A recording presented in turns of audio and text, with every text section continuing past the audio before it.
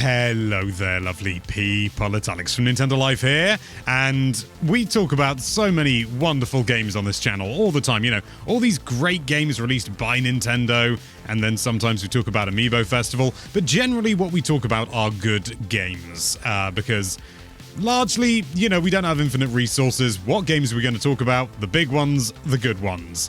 But sometimes there's a game out there that is objectively a bit pants, but for some reason, we still find some enjoyment in there. Or even, my God, maybe we even like it. And when I say we, I don't just mean me, but with a W. I mean I'm joined by Mr. Xeon. I can't wait to find out if I'm going to like the game that you're about to talk about, Alex. Maybe you will, but I don't know what I can say for Mr. John. I'm already furious.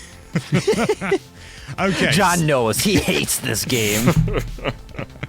So yesterday we heard Xeon's best worst Switch game, and today we're going to be hearing mine.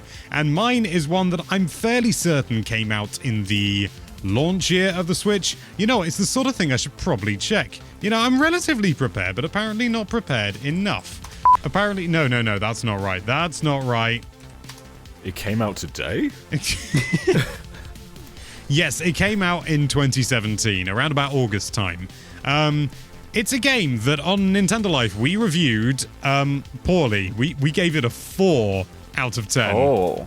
And, I mean, it deserves that, don't get me wrong. I'm not saying this is an unsung hero of the Switch.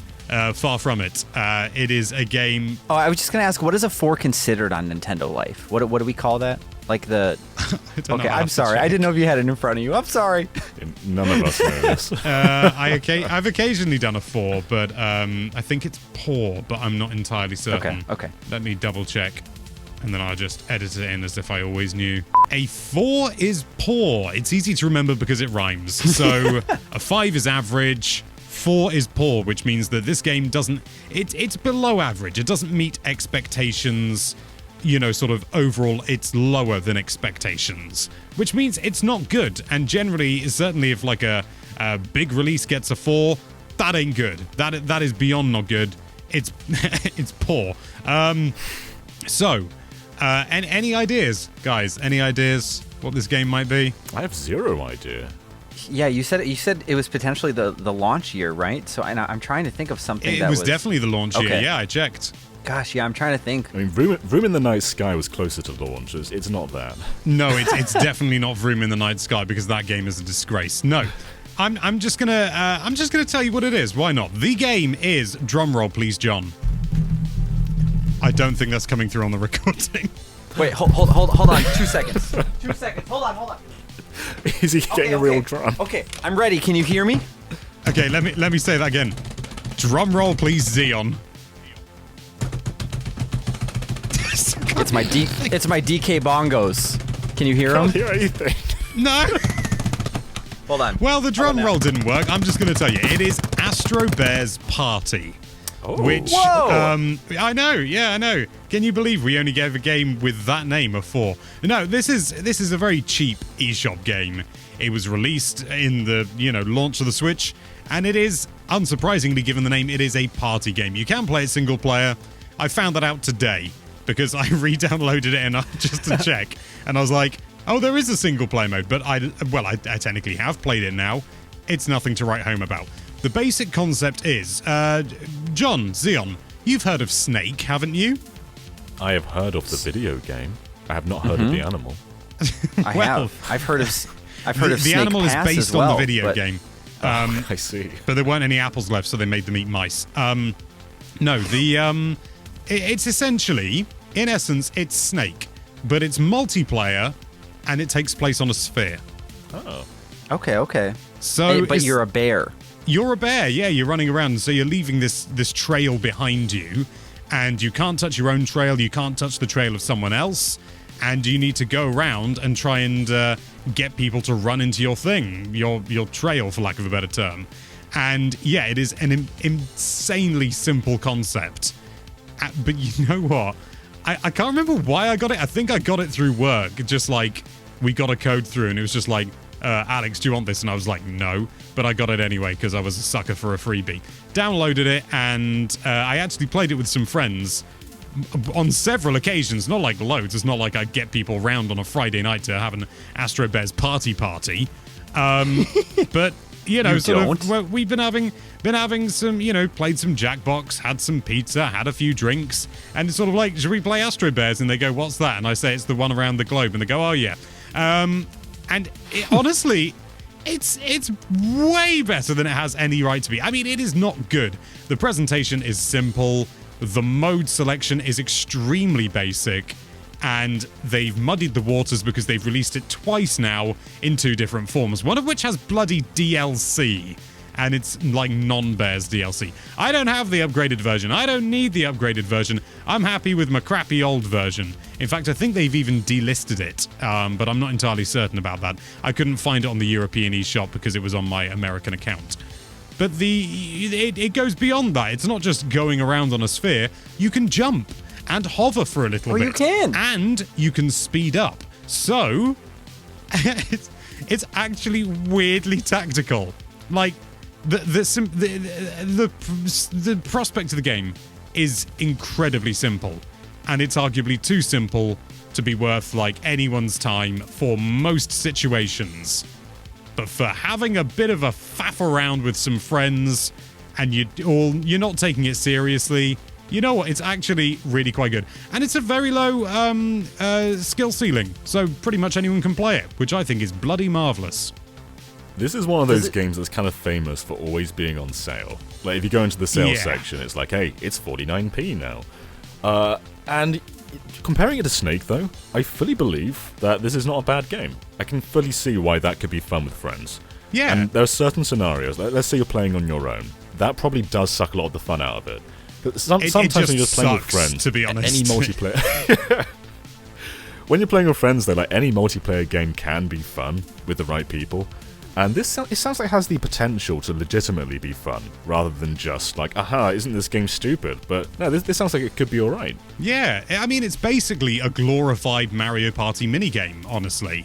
And I've been waiting to ask that. Oh, I'm sorry, Xeon. No. I'm glad you brought it up before I forgot. Yeah. So it's basically just, it is just this minigame, but it can go on for ages, and you can set the score and everything. The range of characters is just fine. It doesn't matter. You're just playing as bears, although one of them's a panda, and then they have the gall to release non-bears DLC, and pandas I'm fairly certain aren't bears. I'm not sure anymore. I don't even know what's real. It's Astro Bears that's done it to me. But I genuinely believe that this is a good laugh. You know? Don't buy this game thinking, oh, it's going to hold your attention or, sort of invite people around specifically to play it. But if everyone's having a good time, everyone's happy and smiling, and you just fancy something to just faff around with, it's up to 4 players as well, which is good fun. You can just do 4 players split screen. There's definitely an element of skill in it. It's not completely random, but there's also an element of chaos in there as well. And that's what makes for a good party game. I wouldn't buy it at full price, don't get me wrong.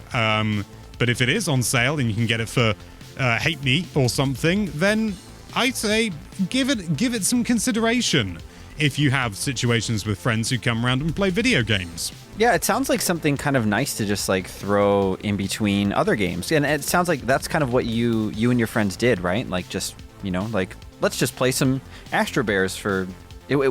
how long do matches go? Like, do you find yourself playing it for like an hour, or was it kind of just like a 10-20 minute thing? Yeah, you might play it for half an hour or something. Each match can last... I mean, in theory, I suppose it could last almost indefinitely in the same way that Snake can, but unlike Snake, the trail that you leave, I'm fairly certain, is permanent. So you have to then navigate not only over or under, because if you jump, your trail goes up as well. So then when you come back round to that trail, you can go under it if you like, but you can't go over it. It's... Oh, sure, okay. It's far more... It's got far more sort of subtle depth from its simplicity than it has any right to. So would you give it a 10? Oh, yeah. What would you give it? No, I think I'd give it... It's so simple. There are so few modes. The single player is complete crap, frankly. But because, if you get the right situation, if you get a perfect storm, it's just good fun. But as a result, it is only in very specific situations. I'd probably give it maybe a 6, I reckon. I don't think I could go any higher, because objectively, it is not a good game. But sometimes bad games can be fun. It doesn't mean that you should score them higher necessarily, but bad games can be fun, and you can like bad games and be aware that they're bad. I think a lot of people, sort of take that the wrong way, is sort of saying, oh, you can't like this game. It's, it's not very good. And it's like, so what? I occasionally like, like a sort of an instant noodle thing. It's objectively not good food, but I enjoy it. Yeah. Like, bad doesn't mean boring. Like, there are so many Yes. bad movies that are still fun to watch. Yes. I honestly think it is worse for a piece of media to be boring and predictable and leave no impact than it is to be bad. Like, I mean, I don't want to necessarily say it's bad, but there's a classic example of a film called Who Killed Captain Alex? And from a purely objective point of view in terms of the filmmaking, the quality and everything like that, it's a poor film. It's not very good. But it is one of the most enjoyable films I have ever seen. I had no idea what was going on. Have either of you ever heard of it? Just for clarification, this is not like a movie that you concocted in your head either. Like, because it's Did you Captain star in Alex. this, Alex? Yeah, yeah. It's a Ugandan film, and it was made on a budget, I think, of $50. Oh, wow. Oh boy. And it isn't just incredibly good fun. It's so outlandish, so ridiculous, but it's so pure at the same time. It was made because somebody wanted to make this film, and they made it happen. I have a note on my desk with "Over the Garden Wall" still Alex, and I just added "Who Killed Captain Alex" to it. For context, I recommended Over the Garden Wall to Xeon, though I don't remember doing that. But I also have apparently I Runaway did. Brain on another note, so that's that this wasn't is, me. I've I never think that even was- heard of that. That's the Mickey Mouse episode, Oh, right? right. Is that right? Yeah. I think that was John a while ago. This is off We're going topic. I didn't slightly mean off to include topic. this. It's almost as if we've run out of things to say about Astro Best Party. So, question: do you think that if we ever get the chance to host a panel at like a PAX or I don't know, some convention someday, do you think we'd have to have like a mini Astro Bears party tournament on the side, or just play Have with? to, yeah. It's 'Cause it's it written in sounds your like that kind of contract, I think, game. Xeon, and yours, John. Mine isn't, but that's only because I joined before the game came out. But you're the one makes who sense. likes this game. Wouldn't you want to play? I think this video should end. Yes, what a good idea, John. So, speaking of John, we will be examining John's best worst Switch game tomorrow. So, keep an eye out for that. Can't wait but to for cut now, that open. What? Cut the game. Dissect the game. Don't cut the game open. Examine it. Examine it and judge it from a distance. Anyway, thank you so much for watching. If you like this video, then why don't you run around that subscribe button, leaving an inexplicable trail, and be sure to check out NintendoLife.com for all sorts of lovely Nintendo-related content.